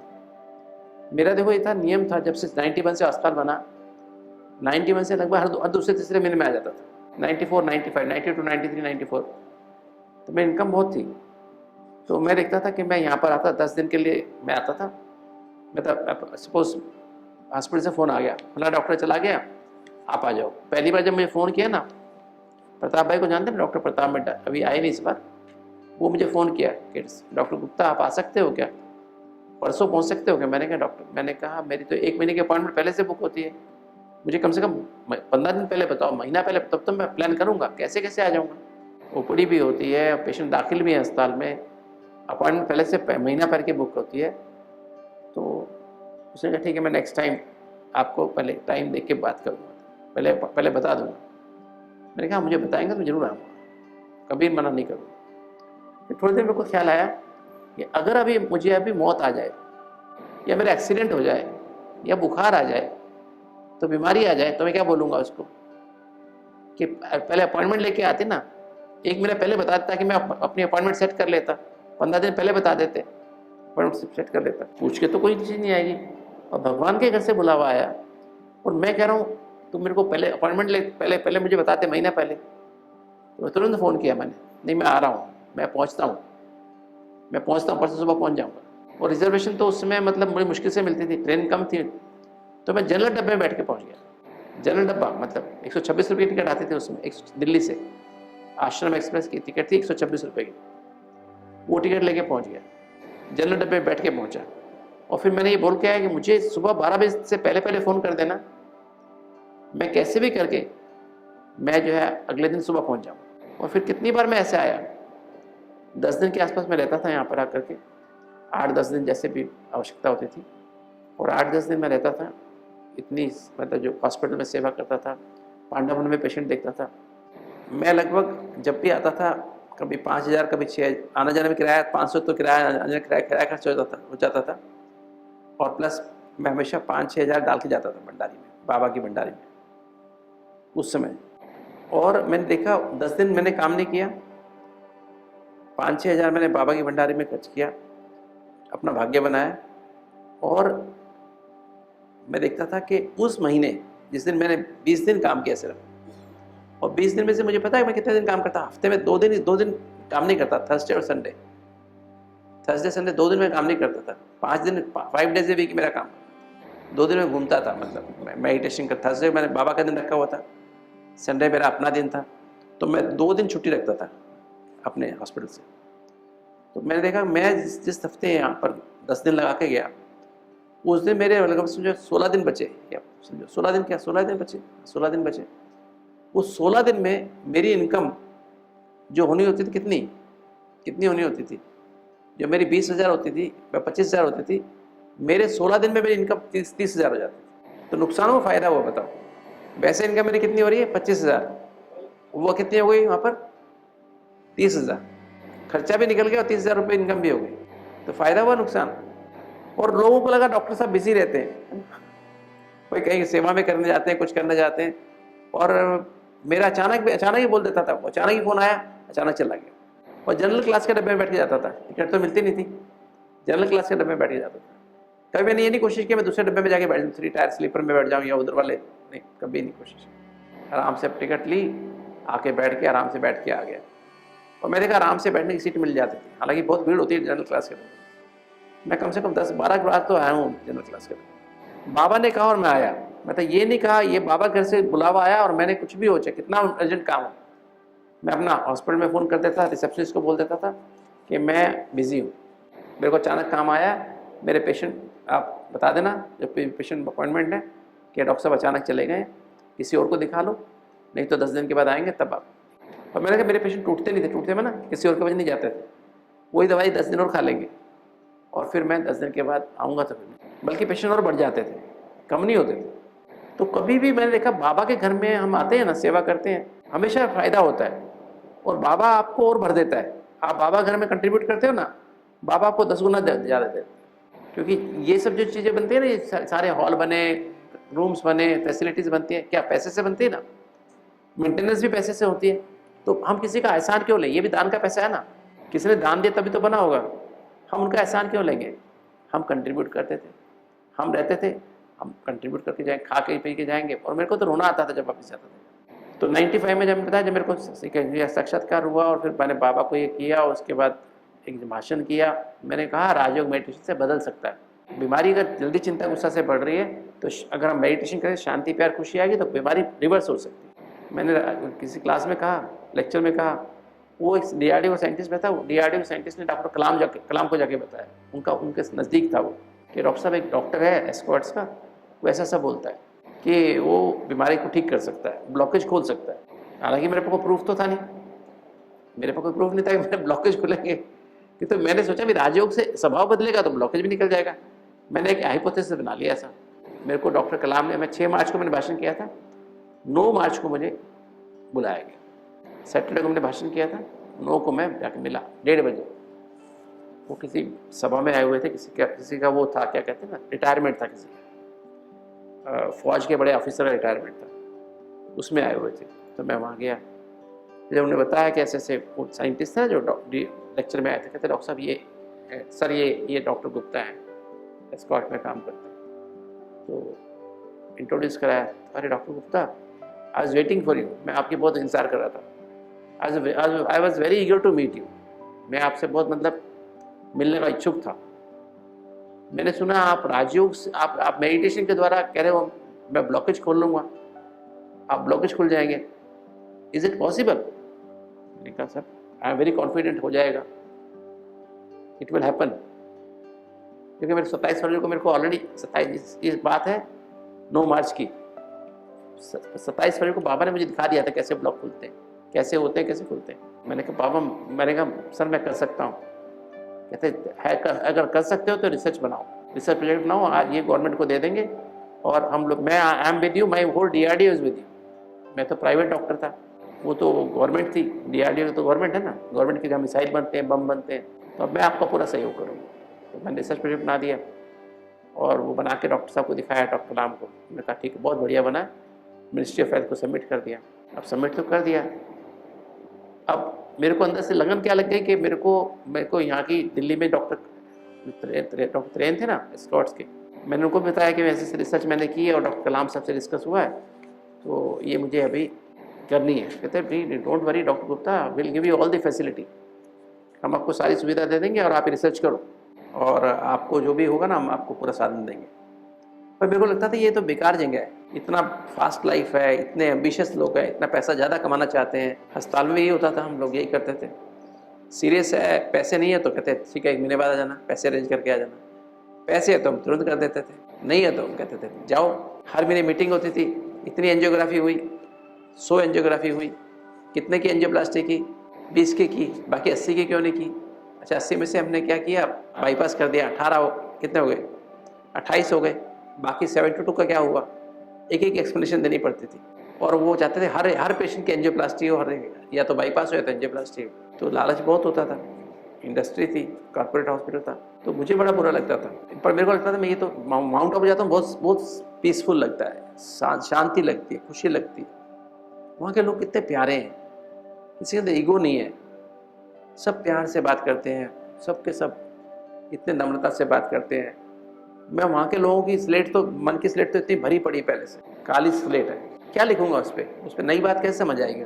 यहाँ पर आएंगे तो यहाँ पर तो लोग शांत हो जाएंगे, ठंडे हो जाएंगे, उसके ऊपर लिखे। इधर से हमारी दादी प्रकाश में नहीं थे, उन्हीं दिनों किसी की डेथ हो गई थी, अहमदाबाद जाते थे, 95 की बात है, 2 पेशेंट थे, कोई कहीं के बॉम्बे के थे, कहाँ थे, हार्ट अटैक आया शांति मधुबन में, रास्ते में डेथ हो गई। तो दादी का अगले दिन मेरे पर फ़ोन आ गया कि गुप्ता जी आपको, दादी कहती है आप दिल्ली छोड़ दो ना, आपकी पढ़ाई हो गई, अभी बहुत हो गया, अनुभव भी हो गया, आप आ जाओ, माउंट आबू आ जाओ, आपकी बहुत आवश्यकता है। निर्भय भाई का भी मैसेज आया, उनका भी फ़ोन पे वो भी थे, दादी से बात कराई थी। मैंने कहा दादी मेरे को रिसर्च करनी है, ये रिसर्च, हार्ट की रिसर्च करनी है, हार्ट के लोगों को अटैक आते हैं, नहीं आप आ जाओ, जो भी हमारे पास भी तो कुछ सुविधा नहीं है, पर फिर भी जैसा हमसे बन पड़ेगा हम जरूर करेंगे, आप आ जाओ। 15 अप्रैल को यहाँ आ गया था, 14 को वहाँ से पहले सारा सामान बेच दिया, ऐसे वैसे किया, सारा कुछ सब छोड़ दिया, स्क्वाड भी छोड़ दिया, दिल्ली के सारे अस्पताल छोड़ दिए और पैकअप करके, घर वालों ने मना किया तो भी मैं यहाँ आ गया। मेरे फादर पैरालिसिस हुआ था, मेरे फादर को स्ट्रोक आया था कुछ दिन पहले, उनकी कंडीशन में ही देखता था, तब भी मेरे को पापा ने इतना खुश किया और मेरे फादर ने बोला बेटा ये तेरी रिसर्च तो बहुत अच्छी है, तूने बनाई है, इससे लाखों लोगों का भला होगा, तो मेरी परवाह नहीं कर, मुझे तो मरना ही है, 15 दिन में, 1 महीने में, 2 महीने में, 5-6 महीने में शरीर छोड़ने ही जाना ही है, तू चला जा माउंट आबू, लोगों का पुण्य होगा, भला होगा। मेरे फादर ने छुट्टी दी, 11 अप्रैल को छुट्टी दी, और 11 अप्रैल तक मेरे दिखाने की हिम्मत भी नहीं थी उनको, मैंने प्रोजेक्ट नहीं दिखाया था, तो 11 अप्रैल को हिम्मत दिखाया, फादर ने छुट्टी दी तो मैं ट्रक किया, टिकट कराई अपनी, और फिर मैं 15 को यहाँ पहुँचा, 15 अप्रैल 95 को पहुँचा। अब ये रिसर्च हमारा प्रोग्राम जो था चलता गया, वो मीटिंग होती रही, मीटिंग में बोलते हैं, उन्होंने कहा कि इतने आसन कराने, 12 आसन कराने, हेल्थ मिनिस्ट्री वालों ने कहा 12 आसन ऐड कर दिए, उसमें प्राणायाम भी था, उसमें एक नेचुरोपैथ भी कहा रख लो, नेचुरोपैथ रखो। उन्होंने सब बातें कही, ये भी करो, ये भी करो, ये भी करो। तो हेल्थ मिनिस्टर का लेटर ऐसा आ गया था। तो मैंने जगदीश भाई को बोला, भाई साहब इसका लेटर आया है हेल्थ मिनिस्ट्री का, तो आप क्या करें इसका। तो उन्होंने राजयोग मेडिटेशन के बारे में लिख के कुछ पॉइंट्स लिख के दिए, इनको भेज दो। तो मैंने भेज दिए, हेल्थ मिनिस्ट्री को भेजे। पर उन्होंने पहली मीटिंग में तो ये कहा कि ये, मैं कहा ना कि आपको ये रखना पड़ेगा, ये नेचुरोपैथ रखना पड़ेगा, ये 12 आसन रखना पड़ेगा, योगा एक्सपर्ट रखना पड़ेगा जो लोगों को योग कराएगा, हार्ट पेशेंट्स को ये 12 आसन सिखाएगा, प्राणायाम कराएगा, ये सब कराएगा, रखना पड़ेगा। तो मैंने कहा मीटिंग में, मैंने कहा मैं तो प्राणायाम वगैरह कुछ नहीं कराऊंगा, ना कोई आसन कराऊंगा, ना नेचुरोपैथ रखूंगा। आपको रिसर्च पास करनी तो कर दो, नहीं करनी तो मत करो। मेरे साथ 2 साइंटिस्ट और थे DRDO के, जो मेरे साथ ही कोलैबोरेटर थे, मेरे साथ काम करने वाले थे। फिर हम आ गए घर पे। मैं लॉन टेनिस खेलता था, बैडमिंटन खेलता था, क्रिकेट खेलता था, बहुत तेज़ दौड़ता था, सारे पहाड़ मेरे माउंट आबू के चढ़े थे, मैं रोज़ बाबा की पहाड़ी पर तो रोज़ चढ़ता था। फिर मुझे क्या हुआ, नवंबर 96 में मुझे छाती में दर्द हुआ। उम्र थी 37 साल, सिर्फ 37 साल। 36 साल की उम्र में यहाँ आया था, 37 साल में मुझे 1.5 साल आने के बाद मुझे छाती में दर्द हुआ, घबराहट हुई, पसीना आया जोर से, लगा अब गया कि गया। ECG कराया था, ECG बहुत ख़राब था। तो ECG दिल्ली मैंने, मेरे फ्रेंड ने एस्कॉर्ट्स में भेज दिया, बट फैक्स उसमें फैक्स करते थे, फैक्स किया। उन्होंने कहा हम आपको एयर एम्बुलेंस भेजते हैं, तुरंत आपको दिल्ली शिफ्ट कर लेते हैं। तो मैंने कहा दिल्ली मुझे नहीं जाना है, तबीयत बहुत खराब है, सारा सो नहीं पाता था, इतना छाती में दर्द होता था, पूरी छाती भारी रहती थी, बायां हाथ सुन रहता था, घबराहट होती थी बहुत, धड़कन इरेगुलर हो जाती थी। इरेगुलर में ना, धड़कन आई रुक गई, फिर थोड़ी देर में फिर आई फिर रुक गई, फिर आई फिर रुक गई, मैं बेहोश हो जाता था, इतनी जोर से अर्थक्वेक जैसे आता था, बहुत ज़बरदस्त एरिथमिया होते थे, वीटेक कहते हैं उसको। मेरे को ऐसे बीच में सीरियस हो बहुत। फिर इको कराया अहमदाबाद में, 2-3 जगह इको कराया, उसको पता ही नहीं लगा। फिर बॉम्बे में जाके एंजियोग्राफी कराई, एंजियोग्राफी नॉर्मल थी, कोई ब्लॉक नहीं था, उसको पता नहीं लगे, कोई कुछ कहे कोई कुछ कहे। और मैं नवंबर, शायद 24 नवंबर को तकलीफ हुई थी, पहले पता लगा था, पूरा नवंबर के 7 दिन 6 दिन वो, और उसके बाद पूरा दिसंबर, फरवरी 26 तारीख, 26 या 25 तारीख थी, जिस दिन कॉन्फ्रेंस थी, 25, 26, 27 इसमें उदयपुर में इको के ऊपर। तो मैं 3 महीने हुए सोए हुए, मेरे को 3 महीने सोया नहीं था, 3 महीने से नींद नहीं आती थी, क्योंकि मैं लेटता था तो तकलीफ ज़्यादा होती थी, बैठ के थोड़ा सांस आता था, पर छाती में दर्द होता था, घबराहट होती रहती थी, बाबा को याद करता रहता था ऐसे ही बैठे बैठे, तो भी आराम नहीं पड़ता था। वो मुझे लेके गए, वहाँ पे रहा, मैं सेंटर पे ही रहा, और वहाँ मैंने कॉन्फ्रेंस, मेरे US के एक फ्रेंड थे, डॉक्टर थे, गुजरात के डॉक्टर थे, पर US में सेटल थे, मायो क्लिनिक है ना, उसने मेरे को देखा, कहते डॉक्टर लुकिंग, आप क्या हो गया, आप इतने दुखी क्यों लग रहे हो। मैंने कहा ऐसा ऐसा हो रहा है, मुझे प्रॉब्लम हो रही है, मैं सो नहीं, 3 महीने सोया नहीं, 3 महीने से मैं सो नहीं पा रहा हूँ, और छाती में इतना दर्द है, इतना यहाँ से सारे हाथ सुन है बिल्कुल। मैंने कहा ठीक है, घर में बैठा कुछ काम तो नहीं कर रहा हूँ, कम से कम चलो मैंने कॉन्फ्रेंस ही अटेंड कर लूँ ये वाली। तो मैं शुरू से इकोकार्डियोग्राफी के फाउंडर मेंबर हूँ एसोसिएशन में। तो उसने कहा late me see your heart, तो उसने मेरा इको किया, कॉन्फ्रेंस में इको मशीन आई होती है, कहते बोलता है डॉक्टर गुप्ता आपको तो हाइपरट्रॉफिक ऑब्स्ट्रक्टिव कार्डियोमायोपैथी है, आपकी दीवारें बहुत मोटी मोटी हो गई, और दीवारें मोटी मोटी हो गई, और वो इतनी मोटी हो गई कि उनका कोई, कि उसमें रास्ता नहीं है जाने का, खून बाहर और मेन आर्टरी होता है ऑल्टा, वही बंद हो गया। ग्रेडियंट 96 है इसका ग्रेड, बैठे हुए आराम से सांस लेते हुए, और जब वेल्सल्वा करते हैं ना, नाक बंद करके हम लंबा सांस कान से बाहर निकालने की कोशिश करते हैं सांस, उसको वेल्सल्वा कहते हैं, उसमें प्रेशर 160 जा रहा है आपका, इतने प्रेशर पे तो आदमी कभी मर सकता है, मेरे को बोलता है। और आपको मेरे अनुभव से ऐसे पेशेंट कभी भी डेथ हो सकती है, किंतु 2 साल से ज़्यादा जी नहीं सकते। तो आप तो जल्दी से US में आ जाओ, मैं आपका ऑपरेशन कर दूंगा, ऐसे कर दूंगा, मशीन लगा दूंगा, पेस मेकर और ऊपर एक मशीन लगा दूंगा, ऐसे ही 15 से 20 लाख खर्चा आएगा, और ये काम आपका हो जाएगा, आप आ जाओ मेरे पास, हम बेसिक कॉस्ट ही लेंगे, ज़्यादा नहीं लेंगे आपसे। आया वापस, दादी को बताया, दादी प्रकाश मणि को बताया, दादी ऐसे मेरे को,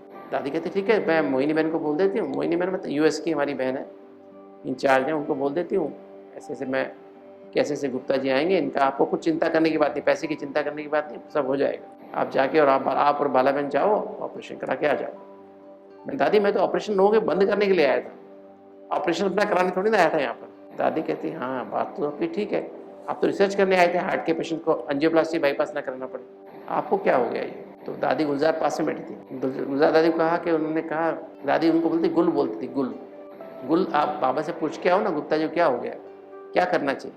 तो दादी ने कहा हाँ जी दादी मैं भले दादी जाऊँ बाबा से पूछूंगी। तो अगले दिन दादी बाबा के पास गई, बाबा में ना शिव बाबा के पास गई और बाबा से मैसेज लेके आई। तो दादी के सामने ही आके, मैं सुबह मुरली के बाद गया तो मैंने देखा दादी बैठी थी, दोनों दादियाँ बैठी थी।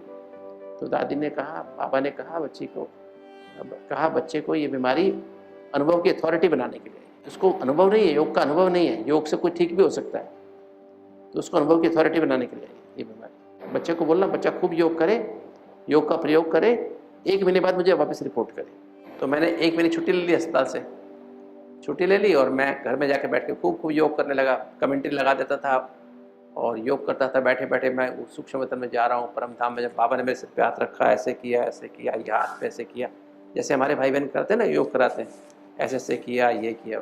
8 घंटा कहते हैं ना, 8 घंटा योग करो, मैं 10 घंटा योग किया। लिखता रहता था, मतलब कितने 1 मिनट कितने मिनट योग हो गया, कितने बाबा के पास बैठा था।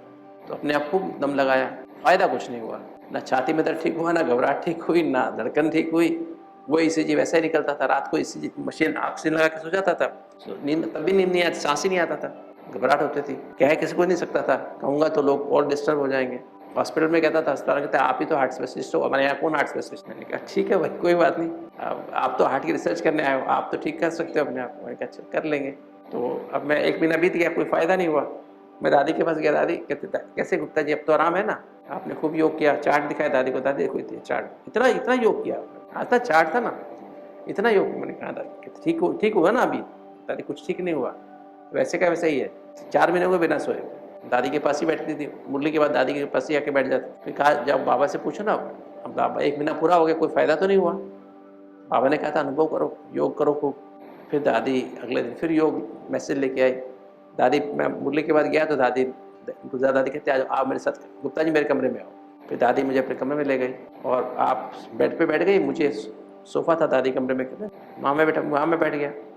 फिर दादी कहती बाबा ने कहा बच्चे को बताना उसकी विधि ठीक नहीं है। तो मैंने कहा दादी जी मैं तो जैसे बताया, सब भाई बहन जो कराते हैं योग कराते हैं, मैं वैसे ही करता हूँ। बाबा ने कहा बच्चे तुम अपने आप को विजुलाइज करते रहते हो, बाबा को, आत्मा को, परमात्मा को विजुलाइज, सूक्ष्म वतन को विजुलाइज करते हो। विजुलाइज नहीं करना है, रिवाइज और रियलाइज करो। जो बाबा के महावाक्य, उनको एक महावाक्यों को रिवाइज करो, रियलाइज करो। तो रिवाइज करोगे, रियलाइज करोगे तो फिर आपके अंदर जीवन में, इसको ही राजयोग कहते हैं। अब रिवाइज क्या करूँ? तो बाबा ने कहा कि बच्चे की जो बाबा की मुरली सुनते हो ना, 4 रुपये 4 ही बातें, आत्मा, परमात्मा, संबंध, आत्मा संबंध और ड्रामा है। उसी को रिवाइज कर लो बार बार बुद्धि में। मैं देह नहीं, मैं आत्मा हूँ, परमात्मा की संतान हूँ। एक संबंध को अनुभव महसूस कर लो और ड्रामा में देख लो, साक्षी हो जाओ। इसको रिवाइज करो सच्चे दिल से। बाबा ने कहा, तरीका बताया बाबा ने, दादी ने मुझे बताया, आधा घंटा लगभग समझाया होगा। पहले अंतर्मुखी बन जाओ, पहली बात। दूसरी बात, सच्ची दिल को सच्चा और साफ बनाओ। दिल में एक बाबा हो, दूसरा कोई ना हो। फिर बाबा ने कहा सच्चे दिल के स्नेह से शिव बाबा को पहले एक्सेप्ट कर लो, ये मेरा बाप है। अपने को आत्मा एक्सेप्ट कर, जो मैं आपको बताया ना वही सब बातें। अपने आप को पहले प्यार में ना अपने आप को एक्सेप्ट कर लो। मैं आत्मा हूँ, देह नहीं हूँ, मैं डॉक्टर नहीं हूँ। ये डॉक्टर का बिल्ला हटा दो ऊपर से, ये मैं सतीश गुप्ता हूँ ये भी हटा दो। ये भी हटा के मैं आत्मा हूँ। शरीर का नाम सतीश गुप्ता है। परमात्मा कैसा है? परमात्मा राम परमात्मा नहीं, कृष्ण नहीं।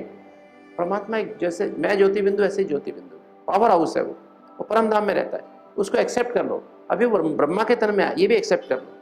इसमें शक नहीं होना चाहिए कि ब्रह्मा के तन में आया है, उसके मुख से ज्ञान दे रहा है। इसको अंदर से मान लो, जान भी लो, मान भी लो और चलो भी उस हिसाब से। कोई देहधारी की बात नहीं है, कोई धर्मगुरु की बात नहीं है, कोई वाहिगुरु की बात नहीं है।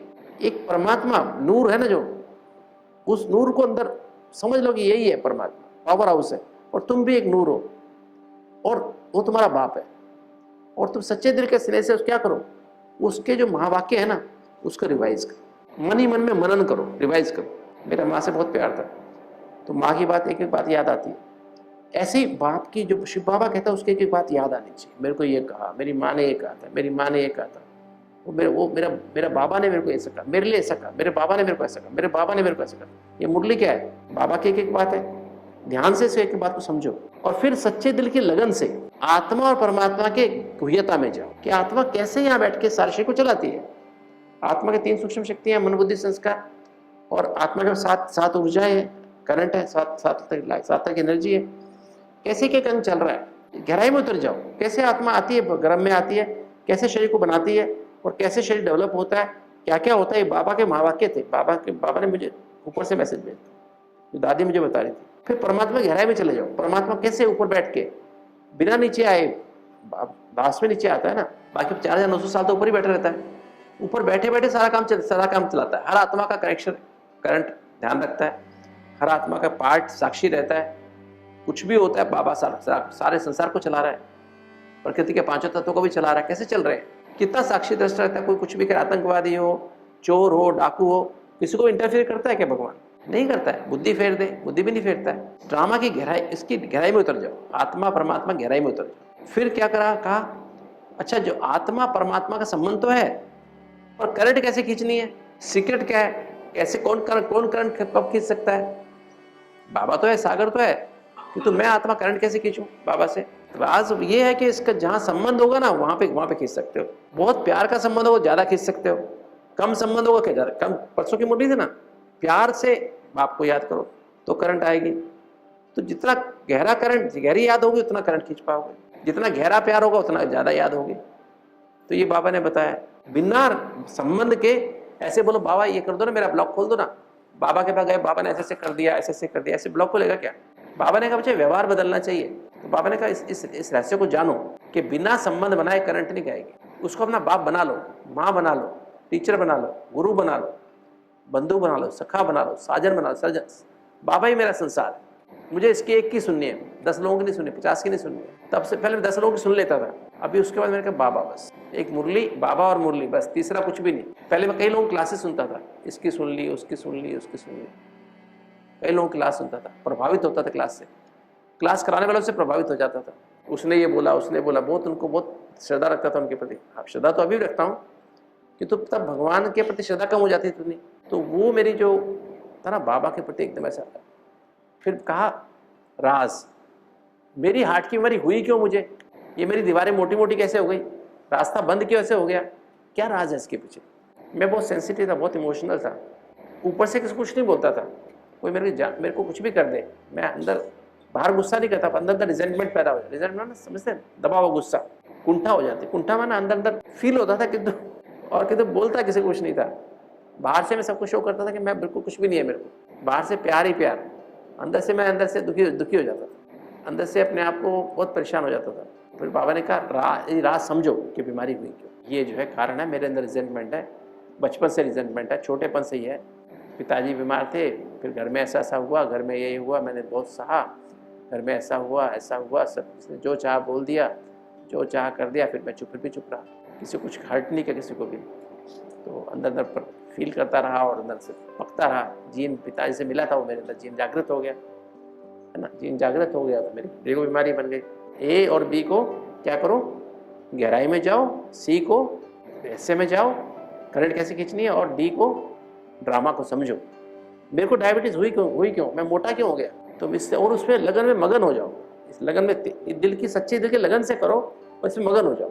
ये ABCD करते करते जब मगन हो जाओगे तो क्या, दिल बुद्धि मन और तन, दिल माना आत्मा का दिल, बुद्धि ये दिव्य बुद्धि, और मन सारे शरीर में फैला हुआ मन, और तन एक रोम इसमें लग जाए, मगन हो जाए, होश न रहे। मैं अभी भी योग ऐसे ही करता हूँ। और फिर क्या करो, दिल बुद्धि मन और तन ये सारे मिलकर के मंथन करो। मंथन माना महीनता से मंथन करो, धैर्यता, गंभीरता और शीतलता को, सहनशीलता को, क्योंकि इसमें क्या होगा, सहन भी करना पड़ेगा। मक्खन निकालते हैं ना, माताएं कैसे मक्खन निकालती हैं? आपने मक्खन निकाला कभी किसी का? मक्खन निकाल दो दही का, पैरों से उसको पकड़ती है ना, मैं देखा कैसे निकालती है, पैरों से पकड़ती है मटके को, है ना, और ऊपर से ऐसे करके फिर यूं और यूं करके फिर यूं लगी रहती है ना।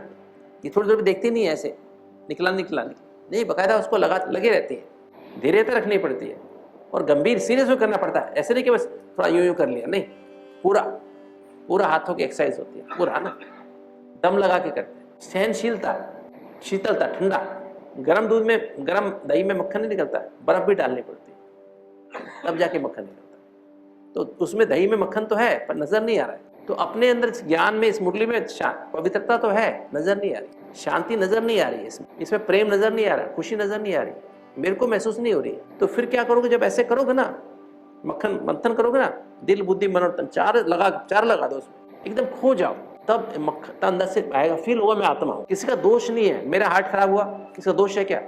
मेरे को डायबिटीज का दोष है क्या? मैं मोटा हो गया, इसका किसी का दोष है क्या? मेरा अपना दोष है ना, मेरी अपनी सोचने की आदत है, फालतू सोचने की आदत है, फालतू अंदर फील करता हूँ, तो अंदर से मेरे को महसूस, अंदर से महसूस करो ना ये बात, सच्चे दिल से रियलाइज करो, सच्चे दिल से महसूस करो, रियलाइज करो। तब रियलाइज करोगे तो सच्चे दिल से महसूस करोगे बाबा को, अपने को, संबंध को, ड्रामा को। तो जब करोगे तो क्या होगा, अब फील होना शुरू हो गया मैं परमात्मा की संतान। ये साक्षियों को देखा मैंने, इसका कोई रोल नहीं है, इसका कोई दोष नहीं है। मैं उसको डांट मारूं, उसको कंप्लेन नहीं, कोई फायदा नहीं कंप्लेन कर। तुम बदल जाओ, तुम बदल जाओ, तुम बदल जाओ, मेरा हार्ट ठीक हो जाएगा, नहीं, कोई फायदा नहीं किसी को कहने का। मैं अपने अंदर से बदलूं, इसलिए मैं कभी किसी को यूजुअली कहता नहीं हूँ। मैं संकल्पों से कह देता हूँ, बाबा को बोल देता हूँ, बाबा ऐसा हुआ, आप देख लो। मैं किसी को कुछ नहीं कहता। कभी कभी किसी को थोड़ा कुछ एक दो बात कह भी देता हूँ, पर वो भी कल्याण की भावना से, शुभ भावना से। ऐसे किसी को कुछ कहता, घर में भी नहीं कहता, बाहर भी नहीं कहता, हॉस्पिटल में किसी को नहीं कहता मुझे। तो मैंने कहा नहीं ठीक है ऐसे। तो फिर जो है मेरे को फिर पवित्रता आएगी। पवित्रता क्या होती, फील होगी, अंदर से फील होगी, बाहर नहीं है पवित्रता, अंदर पवित्रता फील होगी। फिर शांति फील होगी। शांति माना इधर भी पास का विचार आना बंद, भविष्य का चिंता खत्म, और वर्तमान में टिकने की फीलिंग आएगी। सच्चा प्रेम क्या होता है वो फील आएगा। अतीन्द्रिय सुख क्या होता है, बाबा से मिलने का सुख क्या होता है, वो फील होगा रियल में। पाना था सो पाले, काम क्या बाकी रहा। अभी हमने पढ़ाई था कैसा, मुरली में पढ़ा था, पर रियल में क्या होता पता ही नहीं था।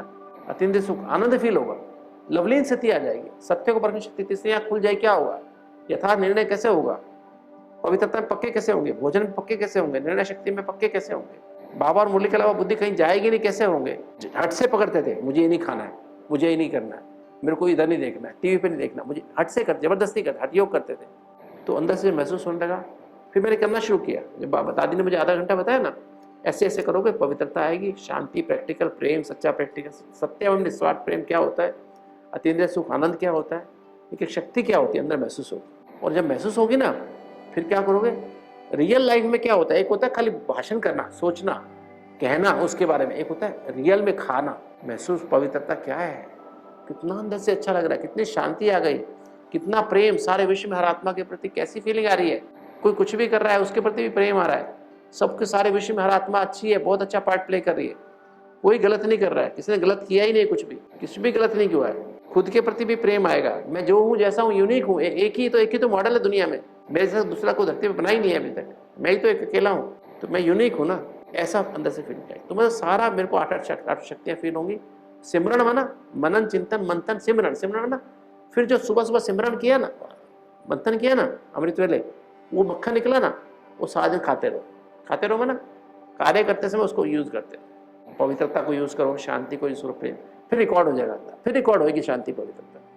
उस जो शांति पवित्रता प्रेम जब आपके अंदर रिकॉर्ड हो जाएगी, व्यवहार में आएगी ना, तब आपके हार्ट की बीमारी ठीक हो जाएगी। ये बाबा का स्टेटमेंट है। घर में जाके बैठ गया, होता है पहलवान जैसे होता है, लेके कागज पेंसिल और सब लेटर लिखना, जो परसों 3 दिन पहले लेटर लिखवाया था ना आपसे, लेटर लिखना शुरू किया। बाबा ने कहा अच्छा एक बचपन से लेके सारी अपनी कर्म कहानी बाबा को लिख के दे देना। तो लिख के दी, साइन करके बाबा को दी, फाड़ के फिर डस्टबिन डाल दी। और फिर मैंने थोड़ी देर देखा और कचरा रह गया, फिर लिखी, फिर देखा थोड़ी देर फिर याद आया थोड़ा और कचरा रह गया, फिर लिखी। तो दिन में 10-10 बार लिखता था मैं। कोई कचरा था कहीं कोने में, नहीं मटका होता है ना, कहीं कचरा रह जाता है, फिर उसको अंदर धोते हैं, फिर धोते हैं।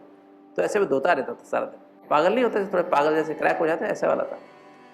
तो क्योंकि दुखी बहुत था मैं, और लोग कहा था तुम मर जाओगे भाई, अभी मर जाओ, कभी मर जाओगे। सच में ऐसा फील भी होता, मैं अभी गया, अभी मर गया, बस अभी गया, और मैं कह सकता नहीं मैं मरने वाला हूँ। उसने तो बोला था तुम अपनी प्रॉपर्टी को सारी, तुम्हारे नाम जो प्रॉपर्टी वगैरह है, प्रॉपर्टी ज़्यादा थी नहीं मेरे पास, जो भी हो तुम अपनी वाइफ के नाम कर दो, बच्चे के नाम कर दो, ताकि तुम्हें को पीछे तंग ना हो, वो तंग ना हो। मैंने कहा भाई मेरे पास, वैसे मैंने कुछ नहीं बोला उसको, मैंने कहा ठीक है तुम्हें जो बोलना बोलो। मैं चुपचाप घर आ गया, क्या किसी को कह नहीं सकता हूँ।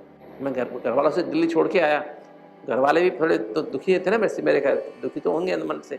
वापस जाऊँ तो कहेंगे अच्छा पागल, देखो आ गया ना वापस, लौट के बुद्धू घर को आ गया। तो बाबा की बात करता था तो बुद्धि में आता था। तो ऐसे करके मैंने शुरू किया, और शुरू करके और वो मेरे तक करंट आनी, मतलब जब शुरू हुआ, और मैं आपको बताऊँ 4 महीने हो गए, 4 महीने 5-6 दिन हो गए थे मुझे, और अच्छी नींद पहले 4 महीने के बाद मुझे नींद आई, और दर्द कम हो गया, बाजू थोड़ा करंट, बाजू थोड़ा फील होने लगी कि बाजू में थोड़ा फीलिंग आने शुरू। 3 दिन में मेरा दर्द ठीक हो गया, मतलब लगभग ठीक, काफ़ी हद तक ठीक, 60% तो हो गया ठीक। बाजू ये भी हल्की हल्की हो गई, टाइम लगा पूरा ठीक होने में, पर धीरे धीरे ठीक होता चला गया। छाती खुलती चली गई, ये ठीक होता चला गया, नॉर्मल दर्द खत्म, धड़कन धड़कन रेगुलर होती चली गई। और सितंबर में मेरा जो है ना, फिर क्या हुआ, सितंबर में वापस कॉन्फ्रेंस दिल्ली में, वही इको वाली, तो मैं फिर उसमें गया कॉन्फ्रेंस दिल्ली में। तब तक काफ़ी हद तक ठीक हो चुका था, 90% 85% ठीक हो चुका था। तो मैं वहाँ पे गया तो मुझे वो डॉक्टर फिर दिखाई दिया, यूएसए वाला। कहता है, डॉक्टर गुप्ता आप तो आए नहीं, you did not come to, but you are looking so bright, क्या किया तुमने? मैंने कहा मैंने कुछ भी नहीं किया। मैंने ये नहीं कहा मैंने मेडिटेशन किया, तो मैंने कुछ नहीं बोला। मैं क्या मेडिटेशन पागल है, मेडिटेशन को पागल कहते थे वो टाइम, डॉक्टर को मेडिटेशन करते उसको पागल कहते थे। दिमाग फिर गया इसका शायद, तो मैंने कुछ बोला नहीं। कहता let me see your echo, मैं थोड़ा इको करके देखता हूँ। इको किया उसने, कहते आपकी दीवार ही नॉर्मल हो गई, आपकी दीवार ही नॉर्मल हो गई। वो इतनी मोटी दीवार थी, कहाँ गई? आपका जो इतना बड़ा ग्रेडियंट था, इतना सारा, मतलब वो रास्ता बिल्कुल रुक जाता था, वो 90 से 12 हो गया। और हार्ट की पंपिंग 90% थी ना, मेरी हार्ट की 90% थी। हार्ट ऐसे ऐसे करता था जोर से, मुझे हर धड़कन में दर्द होता था। किसी किसी को कभी कभी होता है, मेरे को तो हर धड़कन में। कोई मुझे कहता है मैं दर्द होता है, मैं कहता तेरा दर्द क्या है? मैं अपने मन में बोलते रहा तेरा क्या, जब मुझे होता तेरे को क्या पता क्या दर्द होता है? तुम्हें क्या पता दर्द क्या चीज़ होती है? खाने पीने का भी ध्यान रखा, ये सब किया, सब धंधे करके देखे थे, कुछ फ़ायदा नहीं हुआ था।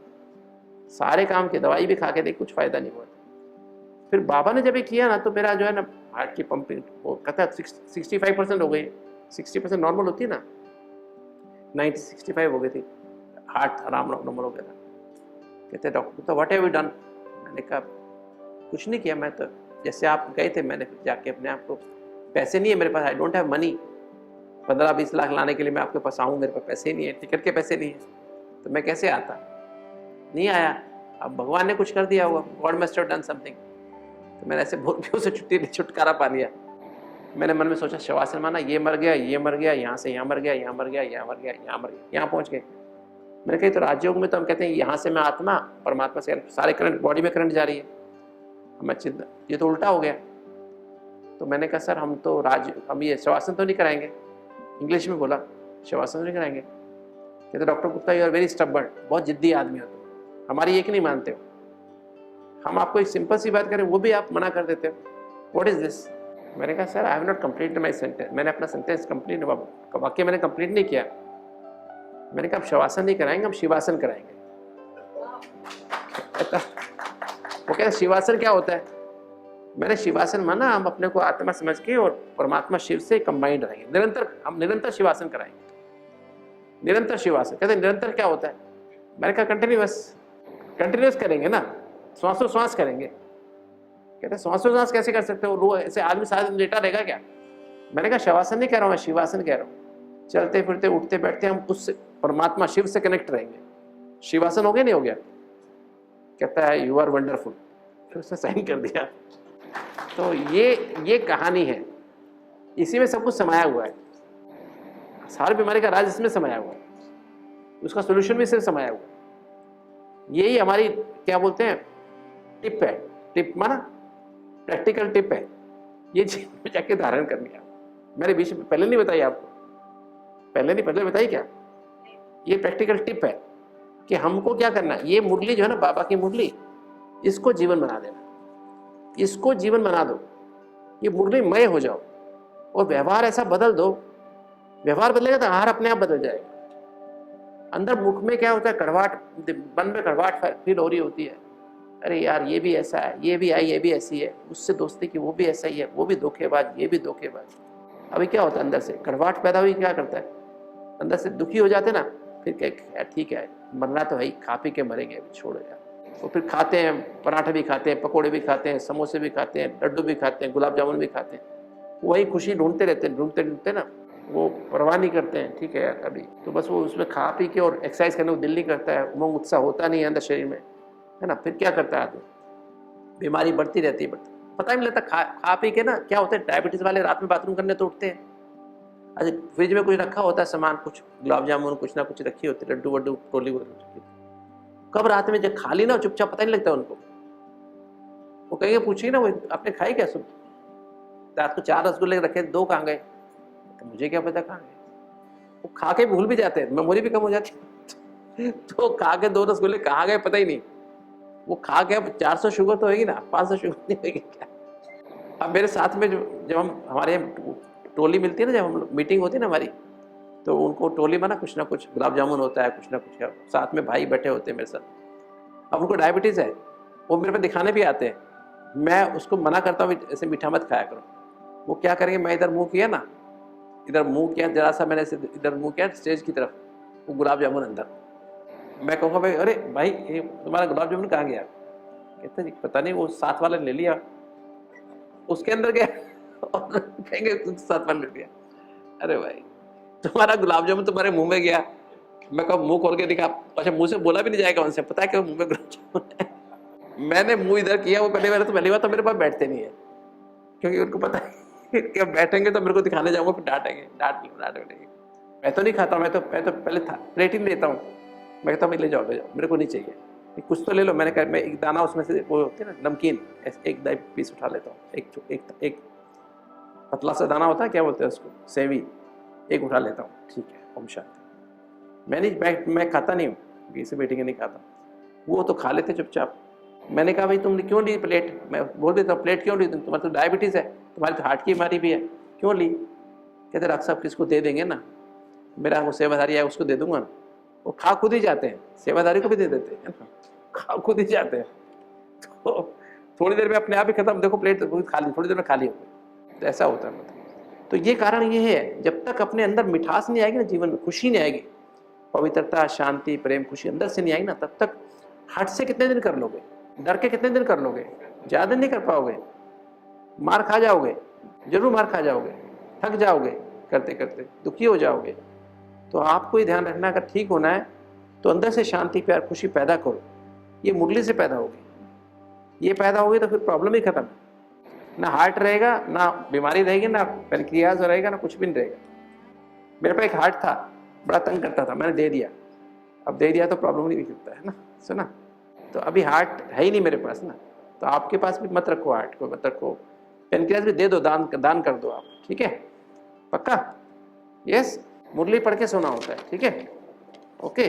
फिर पीछा इधर चार्ट देखो, घंटे घंटे याद का चार्ट, 1 घंटे में कितने मिनट, 4 से 5, 5 से 6, 6 से 7, 7 से 8, सो रहे तो 0 कर दो, ऐसे खाली खाली टिक मार दो, ठीक है, खाली।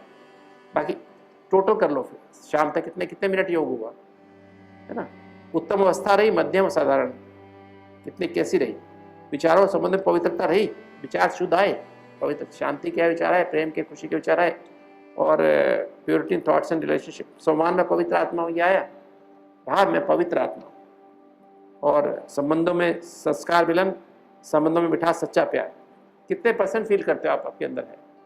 ऐसे करके ही चार्ट भरिए, रोज का चार्ट भरो, ऐसा बन के दिखाओ, एक एक ऐसा बन के दिखाओ, लाल बन के दिखाओ, वारिस है ना, वारिस बन के दिखाओ, भगवान के वारिस, लक्ष्मी नारायण जैसे बन के दिखाओ, तब तो फायदा है। नहीं तो इसमें आने का फायदा कुछ भी नहीं है, आए और गए, क्या फायदा, कुछ फायदा नहीं। भले अब तक हमने जो भी किया, हम ऐसा क्यों सोचें कि अभी जो बीत गया सो बीत गया, अभी हम एक्यूरेट करेंगे। एक्चुअली हमें बहुत आशीर्वाद है भगवान का, पता है। ये जो बीमारी है ना, बहुत बढ़िया बात है। बीमारियां लगन लगेगी कि मुझे इसी बहाने बीमारी तो ठीक हो ही जाएगी, ये तो देवता भी बन जाएंगे। डॉक्टर गोलियां ही देना जानते हैं, इंजेक्शन लगाना जानते हैं, बस और कुछ नहीं जानते हैं, है ना। सचमुच किसी को डॉक्टर के बजाने की आवश्यकता नहीं पड़ेगी, सब मस्त रहोगे।